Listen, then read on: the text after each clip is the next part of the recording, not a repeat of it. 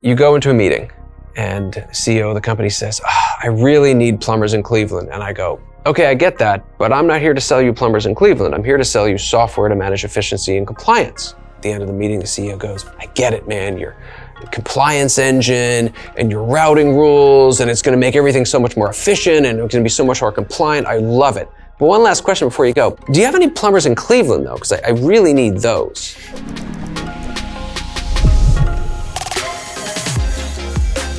Hello everyone, my name is Nico Simko. I'm one of the co-founders and the CEO of Clair. Today I'm super excited to have Jeff Wald join us for another episode of HR Tech Trailblazers. Jeff is a mentor, a friend, somebody in the industry that I've spent a lot of time with as we've been building Clair. And so today I'm really excited to kind of showcase a little bit the work that he's been doing as an entrepreneur, but also as an author in the field. I'll start with the first venture that you have built, Jeff. Maybe it's not actually the first one. It is not. It is not. But the one that I think, ended up being acquired by ADP that, if my math is correct, you worked on for about 10 years. Mm-hmm. Why did you start WorkMarket? Nico, the answer to that question is the same for every company I've built. Because I thought it would work. You sit there and you just have a thesis. You test that thesis with experts in the industry, with potential customers, and you get a sense as to what is going to get traction and what isn't. With WorkMarket, we knew very quickly that this was going to work. And so very quickly, meaning before we started it, because we had spoken to a bunch of people that had managed large deployments of freelancers. What are the problems you have, right? And the question I always ask as an angel investor, what problem are you solving? Right. Whose problem is it? And how much time and money do they spend on that problem? For WorkMarket, the people that managed large deployments of freelancers never knew who was where, who signed what legal agreement, who was working on what, who was good at what, and they felt pain from it. Like it genuinely impacted their ability to run their businesses profitably. We knew we could solve that problem, so we built it. I love it. Let's take maybe a step back. Managing freelancers, contractors is not a problem that, maybe the entire audience is familiar with. Can you talk a little bit about that pain? Sure. that you're discussing, and where does it come from? What are the big industries? What are maybe the employer segments where that started? Without question, it is not a problem every company has, which is something we certainly discovered as we went along this journey, is that our TAM here was actually relatively small. Not something we really anticipated when we started. It is not every single company that has a large deployment of freelancers. 94% of companies use freelancers in some way, but you need to be using so many freelancers so often that efficiency and compliance becomes an issue. That's when you need software to manage that engagement. There was no software at the time to manage this very important part of someone's labor force. So we thought, okay, well, there's the ADPs and the UKGs and everyone else to manage your full-time workers. There are the VMS platforms, the Beelines and the Magnets of the world that manage your temps. There's nothing to manage your freelancers. Well, we can come in and do that for you. And so that's what we did. The biggest industries that had this issue were people we were involved in what we called IMAX, installs, moves, adds, and changes. Okay. And so IT services, HVAC, other things that repair things, install things, move things, change things. Yes. If you run a series of McDonald's, you are not keeping an IT service person on staff to go and fix the pin pads or the digital signs in your McDonald's.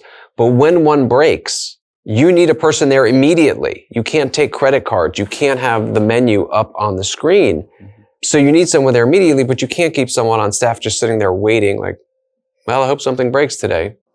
So you have an army of freelancers do it. And so the industries we found success with were places where you already had an army of freelancers, not, hey, I can all of a sudden turn a bunch of full-time employees into freelancers. That never works. It's actually really almost never been done. But you already had a number of freelancers, but again, you didn't know who was where, who signed what legal agreement, who's working on what, and who's good at what. That's where our software was helpful. Talk to me about the journey to realize this was your radical buyer, because it's never a straight line. For us, it wasn't really a challenge on identifying who had the issue. We knew that every company in IT services, and I mean every single company in IT services, and we can break those down to third-party maintainers and warranty companies. The problem for us was, how do we get someone to go first? Because this is mission-critical software. When a few years later, WorkMarket's up running, if WorkMarket went down, you couldn't even count to 5. before the phones would ring off the hook. If I have that contract with McDonald's, let's say the franchisee of McDonald's doesn't do it themselves, but they outsource it, and WorkMarket goes down, that means I can't deploy people. That means there's no revenue coming in the door. So every single second that thing is down, it is costing our clients money. How do you get someone to go first in that context? Well, my co-founder and I ended up buying an IT service company and making them go first. And buying is not the right word. They were in some distress. We lent them money with a warrant to buy 51% of it, saying, we'll do that so you survive, but you have to use WorkMarket first. And they did, and it worked. But that allowed us to then say, oh, look, these guys are using us and it's working. And then we went to the next and the next and the next. Interesting. And the process of going from you had your first customer, well, you knew who the market was, you had your first customer, and then really nailing the product to a place where it became kind of mission critical, like it could not go down. Was this a period of a few weeks, a few months, a few years? I would say that was 3 years. That was from start until we really knew we could go out there and sell to anybody. It was a solid 3 years. Okay. And the features that you started with in the life cycle of, maybe it was onboarding these freelancers, contractors, managing them, offboarding them, there's compensation. Where did you find, that the stack was really fitting the need when you started? Sadly, there was no good acronym that came out of it, but we had FVEMPR. Okay. FVEMPR, it's just terrible, but we had it up on the wall. Find, verify, engage, manage, pay, and rate. Okay. FVEMPR, that's the best we could do. I think with all the geniuses we had around us, we could come up with a better name. We didn't. First, you have to find that right person. And so that meant we had a marketplace of different people. Then you had to set the terms of engagement. How are we going to work together? And then manage them. I need you to go to this store on this day with this part. Then you have to pay them. Well, you have to verify them was the V in the VEMPR, which is, can you really do what you say you can do? Then you need to pay them. Then you need to rate them. Because that rating will then go back to the finding and then the whole cycle begins again. Because if I sent you to go repair a pin pad and you did a poor job of it, the next time I need something like that done, you're probably not my guy. Versus you did an excellent job at it and you had excellent customer service, and the next time something happens, immediately the algorithm sends it to you. And so getting all of that together and then doing it in a way that was automated. Because at first, it was you going in saying, I have this kind of job. Oh, there's these 6 people. Oh, maybe I want to talk to these 3. And then eventually the job was auto-routed to those 6 and they'd bid on it. And then eventually it was based on your rules, it's auto-routed to that one person because we know they're going to accept it. But if they don't accept it within 15 minutes, then it goes to the next, then the next. And then if none of them accept it, expand the radius by 15 miles, increase the price by 10%. And all of it was automated. Didn't start that way. But that's the journey one goes through in building any software, but specifically HR software. When you think about the role that WorkMarket was playing, of course, it was at the end of the day selling to your customers, the businesses. How did you think about making sure that you had enough supply of the contractors and the freelancers? The short answer is we didn't. Okay. And it was on a very long list of mistakes we made in building WorkMarket. I called the company WorkMarket. You could call that mistake number 1 of the 10,000 mistakes that were made. It's interesting. You go into a meeting and the CEO of the company says, I really need plumbers in Cleveland. And I go, okay, I get that, but I'm not here to sell you plumbers in Cleveland. I'm here to sell you software to manage efficiency and compliance. And I walk through it. We spend an hour. I go through the whole song and dance. And at the end of the meeting, the CEO goes, I get it, man. Your compliance engine and your routing rules, and it's going to make everything so much more efficient and it's going to be so much more compliant. I love it. But one last question before you go. Do you have any plumbers in Cleveland, though? Because I really need those. And after hearing that for 4 or 5 times, right, who's the dummy in the room? It's me. I really wasn't solving their number 1 pain point, which in almost any HR context is, how do I get a person? I need a person or something to perform that work. That something could be an AI, it could be a robot. Whatever it is, that work needs to get done. That's problem number 1. Problem number 2 are the verifying, the engaging, the managing, the paying, and the rating. So how do I do that? And we really never solved that. In our minds, it was aggregate enterprise demand, then aggregate supply. Step 2. We spent the first 7.5 years building the company. ADP came along and bought it.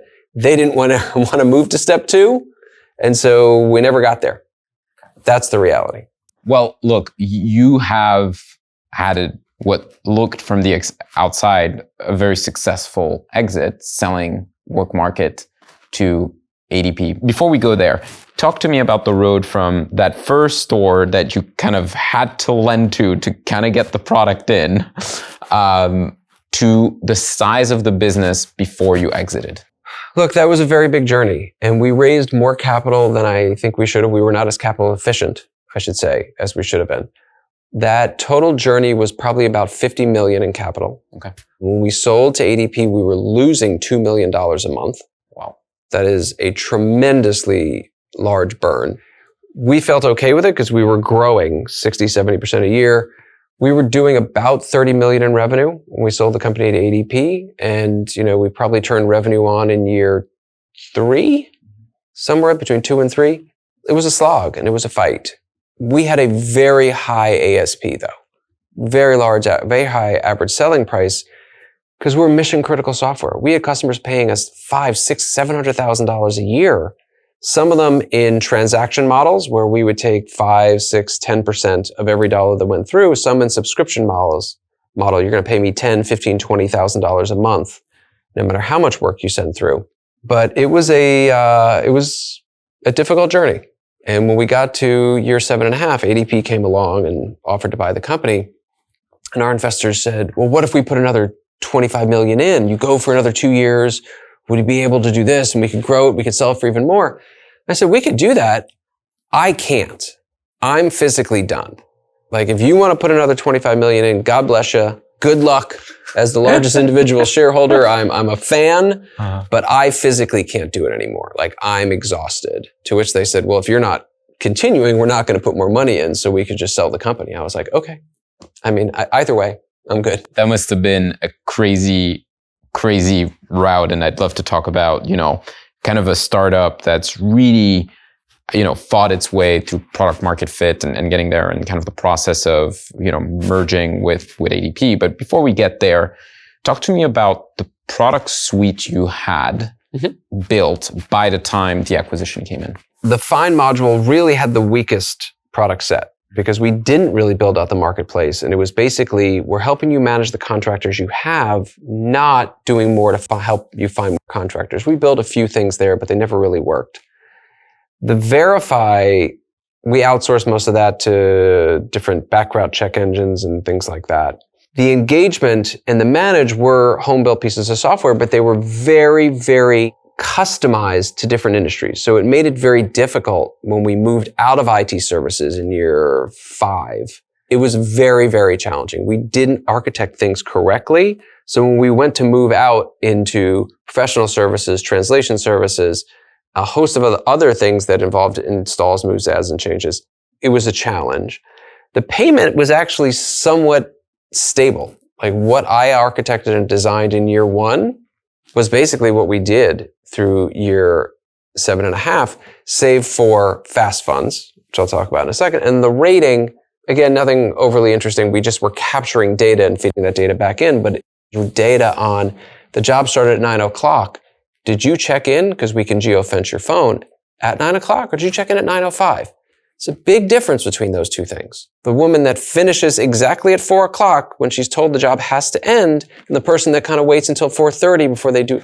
Those are very different things. Subtle, but they're very, very different. And so we checked and managed all of that data to inform, again, Find, to make sure within your army of freelancers, contractors, consultants, whatever you want to call them, we were getting you to the right person. But the most innovative thing we did was FastFunds, was the ability to, if you got a $1,000 assignment from KPMG, who was a client, KPMG would pay you in 45 days. What if you wanted your money now? So different than your world, right? Because this is an asset you have. And in tradition, if you were a traditional business, not a freelancer, you could have a bank factor that asset for you. As an individual, you have no one that was willing to do it. And so we came up with the ability to click Pay Me Now, which we called FastFunds, and they click. And instead of you waiting 45 days for your $1,000, we would buy that asset from you right now for $930. And I will have to give credit to Vinny Pizzamati if he's watching, because he is the one that really came up with this. Everyone gives me credit. It was really Vinny, and he is very angry about it. So Vinny, I know you actually came up with it, not me. I love it. And what was the one, when you built FastFunds, how did you come up with that idea? Is that something that was kind of grassroots? People were asking for it? Is that something, Vinny came up with and was like, I'm going to try this and see what happens? And then how did the results compare to what you had anticipated? It's never as simple as you say, right? Like, oh, pay me now. Oh, great. Well, what if KPMG came back on day 23 and said, you know what? We didn't like what you did. We need you to rework it. You already have your money. You don't care. What if KPMG says, no, not only are we not going to, if you won't rework it, then I'm stopping the assignment and I'm not going to pay you the $1,000. Now you definitely don't care because you already have your $930. Now I'm on the hook. So there are all these nuances that have to be thought through. So we spent a solid year kind of thinking through all of the different edge cases, because those edge cases can add up and be a lot of money. But it was massively more successful than we ever thought it would be. It was generating a huge amount of profit for us. And I would say profit on that part of the business. The business, as I mentioned, was still losing money when we sold it, but that part was incredibly profitable because the default rates were almost zero. KPMG is going to pay that $1,000 as long as we're sure the work was actually done. They're going to pay that $1,000. The only risk is KPMG going to go out of business in the next 45 days? I'll take that risk all day long. The issue, one of the many issues that came up, besides the stop payment issue and a bunch of other things, were other companies wanted it. So if you're a freelancer, you do work for KPMG, you do work for IBM and Cisco, but you also do work for ABC Services Corporation. And in your accounts receivable ledger next to KPMG and IBM and Cisco, you see a little button that says pay now. But next to your ABC one, you don't see a button. I don't know anything about ABC Corp. I'm not buying their receivables. They could go out of business in 45 days. There could be fraud, by the way. And we did see a bunch of fraud in WorkMarket. We actually had a hackathon one day where I said, all right, everyone in this company, figure out how you could steal from this company. What do you got? Let's lay it out. If all of us collectively can figure out most of the ways to steal and we block those off, I'm comfortable. There was still one person that stole from us, by the way, and I actually wrote him an email. I'm like, look, I just want to talk to you because I'm not after the $1,000 you stole. Good for you, man. I just want to understand exactly how you did it because I didn't think of it and none of our team thought of it, and it's brilliant. Strangely, he did not reply to that email. But there were all these issues. The biggest one from a customer standpoint was ABC Corp calling and saying, why aren't my freelancers able to factor their receivables? And I would say, I don't know you. So it created a little dissonance, but not a huge amount. Well, now let's fast forward. You received an offer by ADP to be acquired. You and the board decide it is the right thing for the company. Mm-hmm. Why did ADP decide to buy you?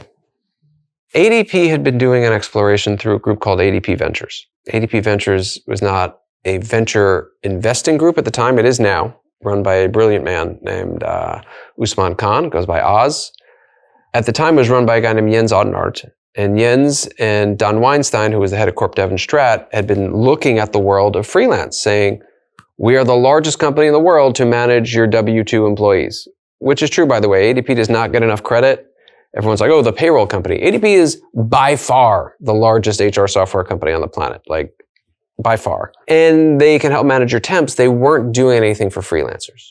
And at the time, there was a general feeling that the world of employment is moving to more of a freelance context.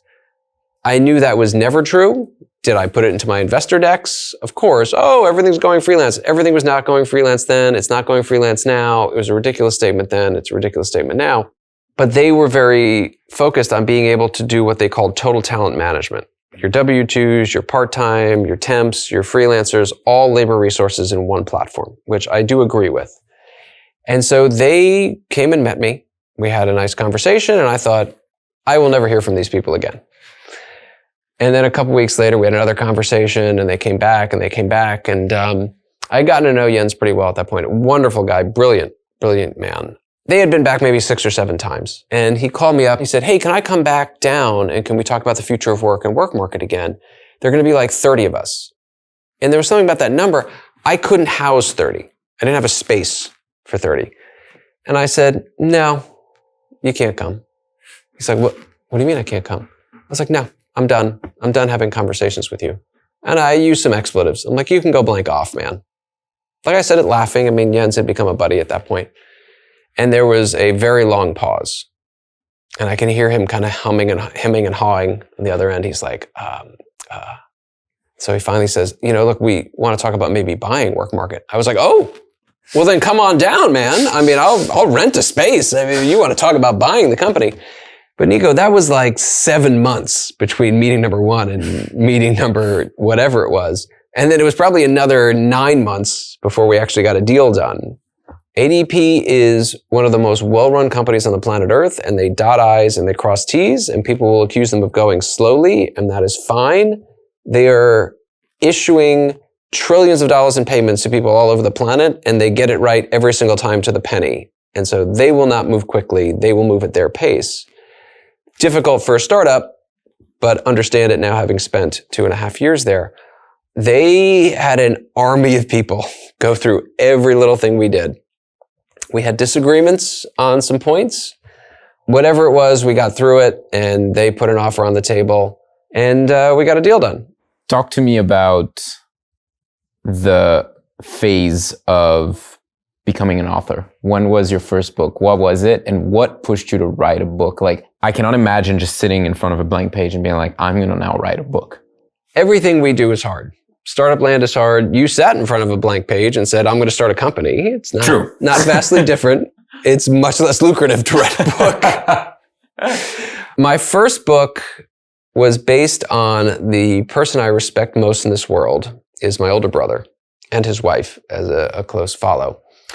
They have 3 children. At the time, their oldest was, I want to say 7.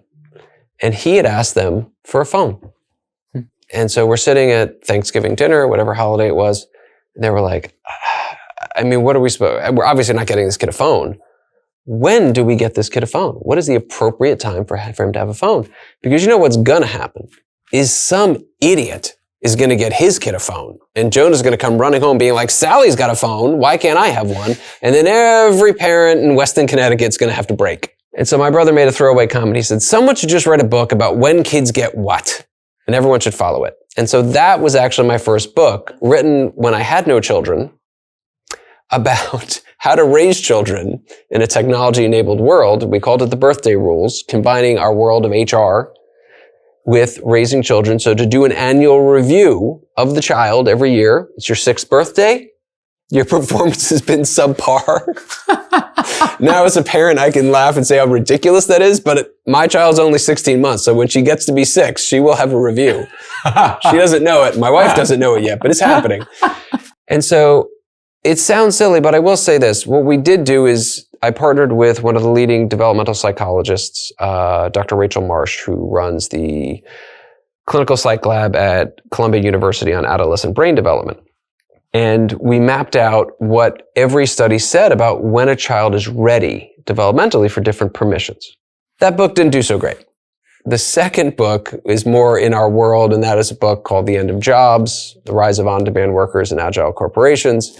That was out of frustration, Nico, when I would go to conferences and people would say, oh, I think half the world is going to be on-demand workers by 2020. And I'm like, why would you? That's ridiculous. Like, that is no basis in fact. And so the point of The End of Jobs was, let's look at the history, let's look at the data, and let's talk to the actual men and women that run the HR departments the world over, because they're the ones doing the labor resource planning that will tell us what the future of work looks like.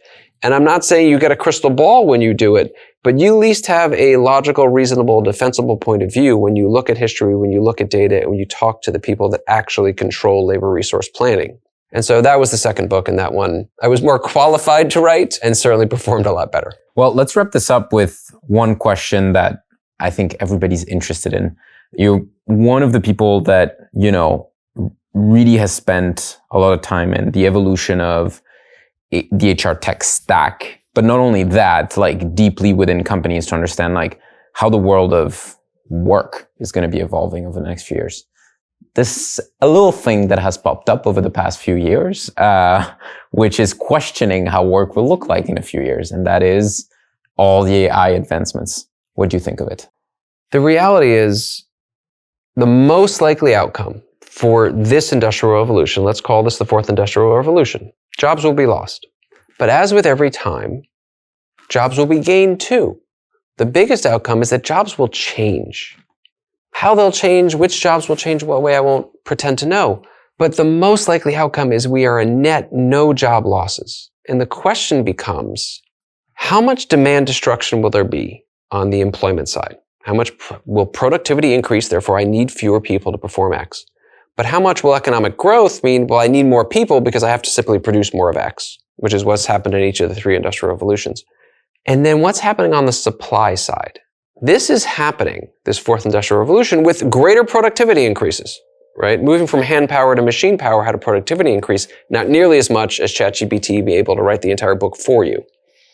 What is the balance? Because those three industrial revolutions were done in areas of growing supply. We now have a shrinking supply on the labor side. So it's not a question of how many jobs are lost. It's a question of how many jobs are lost against how many people are looking for work. And so, sure, there might be some job losses. I would still argue it's going to be net neutral. But what's happening on the supply side? Because we have, for the first time in this country, a shrinking labor force. Not the first time in Germany, Japan, China, and a bunch of other places, most places. Now what happens? Because the labor force in the United States is shrinking actually quite rapidly because of the policies of this administration. I'm not arguing if they're right or wrong, but the result of them is a shrinking labor force. Maybe that's what you want. I would argue strongly you don't want that, right? A rising labor force is good for every part of the US economy. But we have now a shrinking labor force. We will have, for the first time in this country, net negative migration. Never had that before. Okay. These are new dynamics. So demand destruction versus supply destruction, where do we end up? As long as we end up in a balance, the economy and wage rate inflation is fine, and everyone that wants a job gets a job. But is that the most dynamic place for the US economy? We can debate and discuss. But that is the most likely outcome based on history, based on data, and speaking to the men and women that actually are the ones that are doing the labor resource planning. Jeff, thank you so much for joining HR Tech Trailblazers. Always a pleasure. Thank you.